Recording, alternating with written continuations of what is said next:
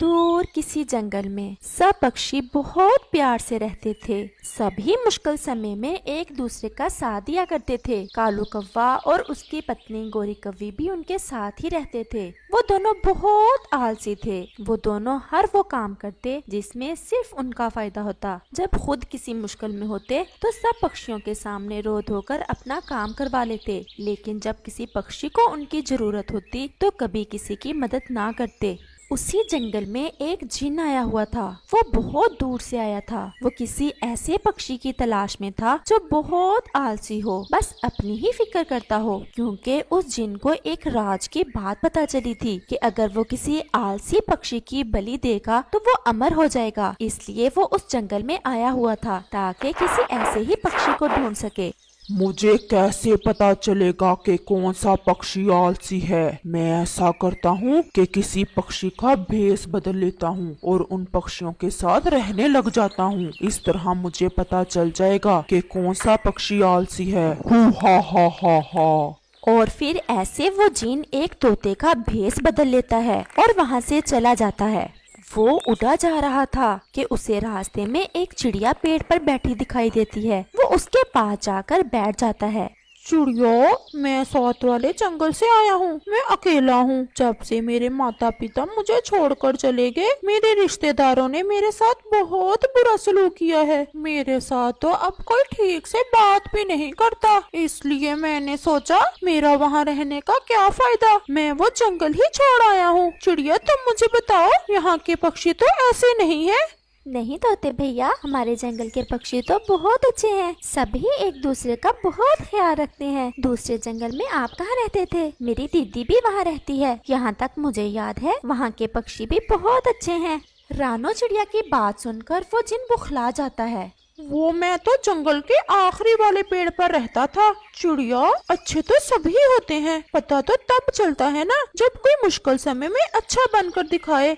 तोते भैया, आप यहाँ बैठे, मैं आपके लिए दाना लेकर आती हूँ। फिर आप मुझे बताना आपने घोंसला किस पेड़ पर बनाना है, मैं आपकी मदद करूँगी। और फिर रानो चिड़िया उस जिन के लिए दाना लेने चली जाती है। ये चिड़िया तो मन की बहुत अच्छी है। मुझे किसी और पक्षी के पास जाना चाहिए। और वो जिन वहाँ से गायब हो जाता है। जब रानो चिड़िया वहाँ दाना लेकर आती है तो वो तोता वहाँ नहीं होता। ये तोता कहाँ चला गया? मैंने उसे कहा भी था कि मैं उसके लिए दाना लेकर आती हूँ, फिर भी वो चला गया। हो सकता है कि उसे कोई जरूरी काम याद आ गया हो। चलो फिर कभी मिलेगा तो दाना दे दूंगी उसे। और फिर रानो चिड़िया भी वहाँ से चली जाती है। जिन वहाँ से सीधा कबूतर के पास जाता है। कबूतर भैया, कैसे हो?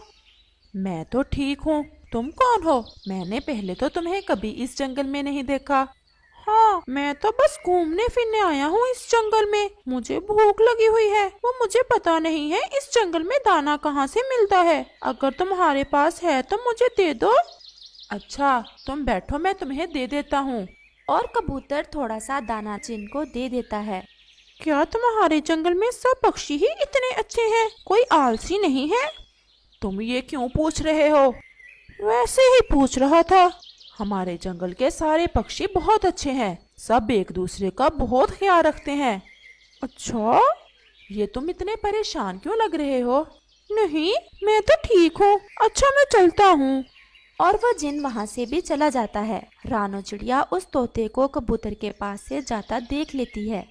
कबूतर भैया, ये तोता कहाँ चला गया? वो मैंने उसे बताना था कि मेरे पेड़ के पीछे वाला पेड़ खाली पड़ा है, वो वहाँ पर अपना घोंसला बना ले। लेकिन रानो चिड़िया, वो तो इस जंगल में घूमने फिरने आया है, उसे घोंसले की क्या जरूरत? नहीं कबूतर भैया, वो बेचारा तो बहुत मुश्किल में है और है भी अकेला। उसके माता पिता के मरने के बाद उसके रिश्तेदारों ने उसके साथ बहुत बुरा सलूक किया है, इसलिए वो अपना जंगल छोड़कर हमारे जंगल में आ गया है।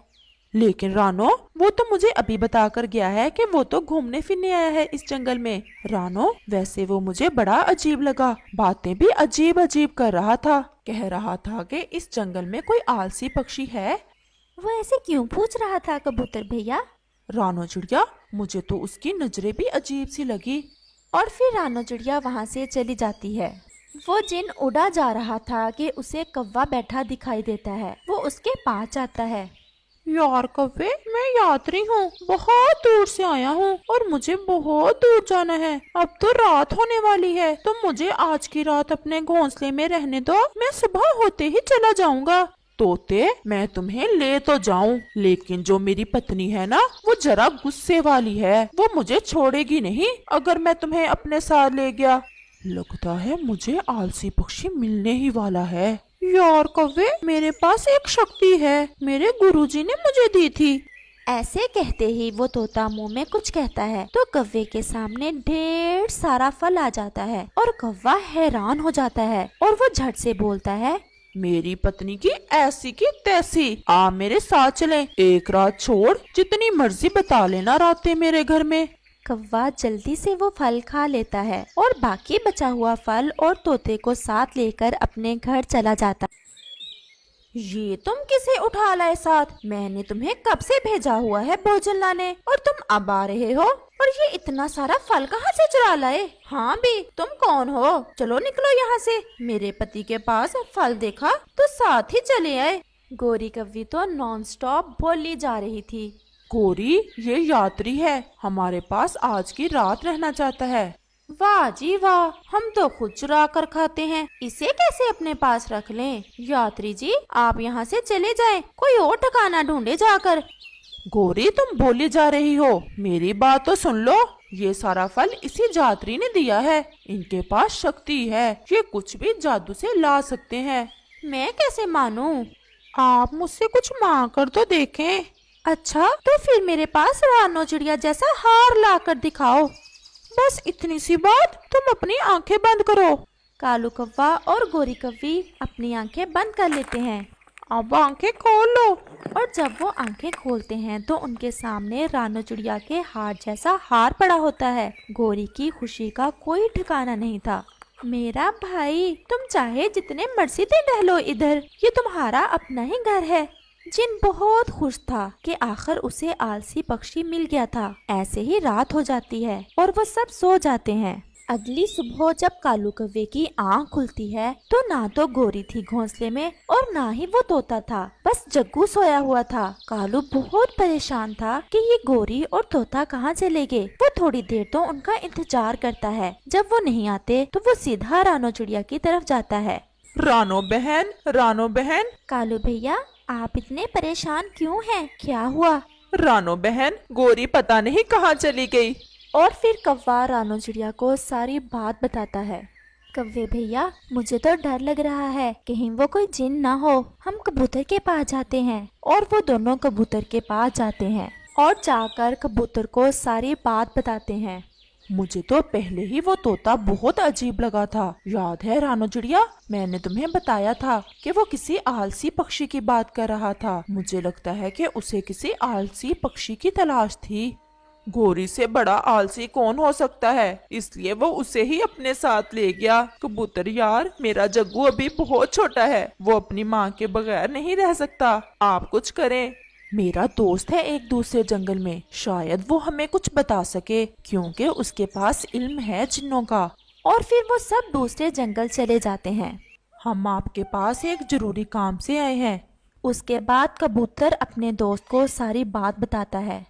वो तोता जिन ही था और मेरे दादाजी ने मुझे बताया था कि जिन अक्सर किसी आलसी पक्षी की बलि दे तो वो अमर हो जाते हैं। अब मेरी पत्नी कभी वापस नहीं आएगी। हो सकता है उस जिन ने गोरी की बलि दे दी हो। नहीं, अभी उसने बलि नहीं दी होगी, क्योंकि जिन बलि पूनम रात में देते हैं और अभी पूनम रात में 2 दिन पड़े हैं। तो आप प्लीज कुछ करें, मेरी पत्नी को बचा लें। वो जैसी भी है मेरे बच्चे की माँ है और मैं अपने बच्चे को रोता नहीं देख सकता। अच्छा, मुझे अपने इल्म से पता करने दो कि वो जिन तुम्हारी पत्नी को कहाँ लेकर गया है। और वो साधु पक्षी अपनी आंखें बंद कर लेता है और कुछ देर बाद आंखें खोलता है। तुम्हारी पत्नी इसी जंगल में मौजूद गुफा में कैद है और वो जिन अभी कोहे काफ गया हुआ है। तुम जल्दी से जाओ और उस गुफा के अंदर एक दिया जल रहा है, तुम उसे बुझा दो। उस दिए की आग में ही उस जिन की जान है। आग के बुझते ही वो जिन भी मर जाएगा। मैं अभी जाता हूँ। कव्वे भैया, मैं आपके साथ जाऊंगी, मैं आपको अकेला नहीं जाने दूंगी। रानो चिड़िया, अब मैं इतना भी आलसी नहीं हूँ कि तुम्हारी जान भी खतरे में डालूं। मैं अकेला ही जाऊंगा। तुम बस प्रार्थना करो कि मैं गोरी को लेकर वापस आ जाऊं। और कौवा वहाँ से चला जाता है। कालू कौवा जल्द ही उस गुफा में पहुंच जाता है। जब अंदर जाता है तो गोरी एक पिंजरे में कैद थी। वो शायद बेहोश पड़ी थी और पास में एक दिया भी जल रहा था। अचानक ही उस गुफा में किसी के चिल्लाने की आवाज आई। तुम यहाँ क्यों आए हो? तुम्हारी पत्नी के साथ साथ अब मैं तुम्हें भी नहीं छोड़ूंगा।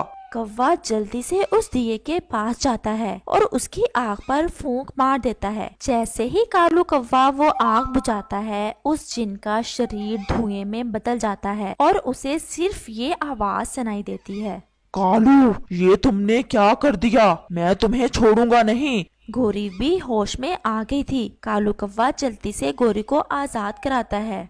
कालू, तुम यहाँ कैसे आ गए? मैं बच गई। हाँ गोरी, तुम बच गई। आज तो हमारी लालच ने हमें मार ही दिया था। और वो दोनों वहाँ से चले जाते हैं। इस कहानी से हमें सीख मिलती है कि हमें कभी भी लालच में आकर किसी अजनबी का विश्वास नहीं करना चाहिए।